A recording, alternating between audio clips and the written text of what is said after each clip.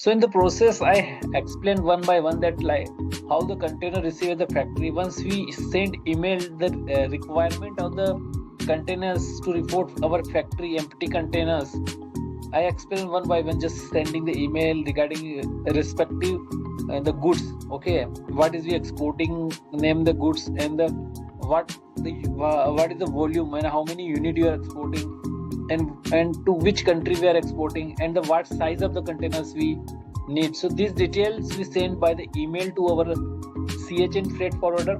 Okay, and that particular information they read and they book the containers. Okay, and arrange transport by for the getting delivery order from shipping line. So that help of that delivery order, they pick the containers from the empty container from the shipping yard. Okay, then they take the containers to the factory.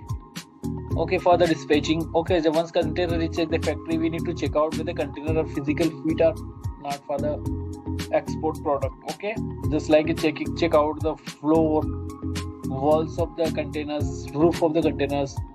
Okay, and the ventilator of the containers. This thing we check out properly. Container should be clean and intact for the dispatch. Okay, so these are the key points we need to check out whether that while time of the dispatching goods, or we can say the before arrival, before containers enter in the factory. Before entering the factory, we need to check out this thing.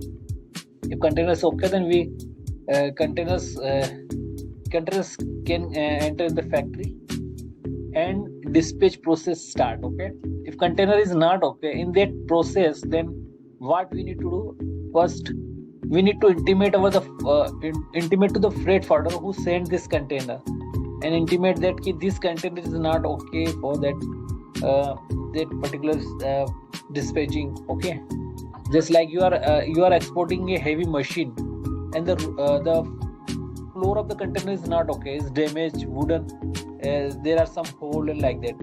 So that time the forklift go inside the containers. Okay, so the floor can be damaged. Okay, so this thing, such kind of things we need to analysis at the time of containers physically check. Okay, so if you receive the container which is not physically fit, okay, so you intimate to the freight forwarder and inform that the container is not okay, so please send the different containers which is correct. Okay, so we will not bear even these transportation charges because we are not receiving the correct containers. Okay, so you can understand in such case the freight forwarder also loss for that. They send the not okay container, so they have to they need to understand what kind of container required for that. Okay, so these are things we need to check out whether containers are okay or not. Okay, after that container is okay, then what next step is that we need to check out that this particular booking is for that particular order. If you will not match this order as per respect in the dispatch, then we wrongly stuff the container. In such case, the container is from Mexico and we stuff the cargo of the Colombo, then it will be difficult. Okay, because the cargo of order received from Colombo we dispatch in the Mexico container. So at the time of container stuffing, we need to properly check out whether the actual cargo is stuff or not. Otherwise, it will be difficult for the manage this process. Okay. Okay. So we need to check out whether these things are okay or not. After that, once container is dispatched, then we have to prepare the set of documents which call this pre-shipment documents. Okay, so I just explained to you that what I explained to that at interview time. Okay, so you can understand I explained the whole entire process. Okay, so in such way I will try to explain this short. Okay, so in short that the dispatching process. Okay, so we need also prepare the pre-shipment documents which need for the container and dispatching. Okay, so I explained that we prepare the set of invoice just like commercial invoice, packing list, tax invoice, e-way bill, and the checklist with shipping bill numbers.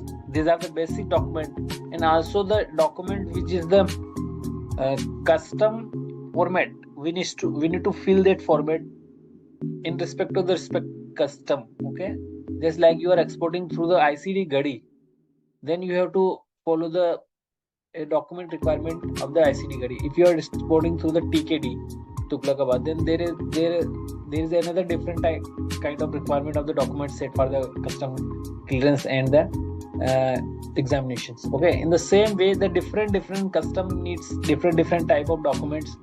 The basic document are the same, just like a commercial invoice, packing list, and a tax invoice, and e-way bill, and checklist. These are the basic document. But another format is called Annexure C. Annexure C is the different format. It can be different format. Okay, so is in such way we can export the good. Okay, so what the procedures? Just we prepare the set of document and send with the containers, and container examine in the custom clearance. After that, we receive the late export order. Okay, so at the late export order, the interviewer asked me the question, on which date the drawback is calculated, on which date, basis of which date. So here I explain that the drawback is calculated on the late export order. Okay, so for example, we are exporting some goods and our containers are late export, LEO date we received, then within 7 or 8 days we receive the drawback. Okay, the account which we register with the particular custom, the custom transfer the drawback in that account. Okay, so this is also important question asked by the interview, just like what is the date on which date that drawback is calculated. Okay, then after that